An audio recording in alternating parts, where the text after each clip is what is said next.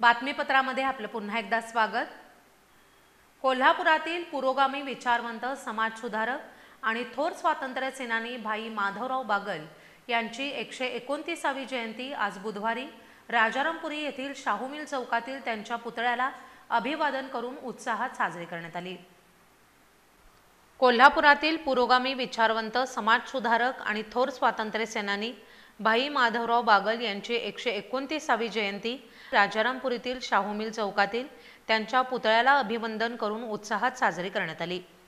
यावेळी असंख्य भाईप्रेमी मोठ्या संख्येने उपस्थित होते। भाई माधवराव बागल विद्यापीठाचे कार्याध्यक्ष प्राचार्य डॉक्टर टी.एस. पाटील यांच्या हस्ते बागल यांच्या पुतळ्याला पुष्पहार अर्पण करून अभिवादन करण्यात आलं।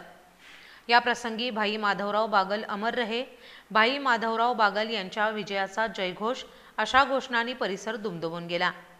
यानंतर पुरोगामी कार्यकर्ते अनिल घाटगे यांनी भाई माधवराव बागल यांच्या जीवनाचा थोडक्यात उलगडा केला।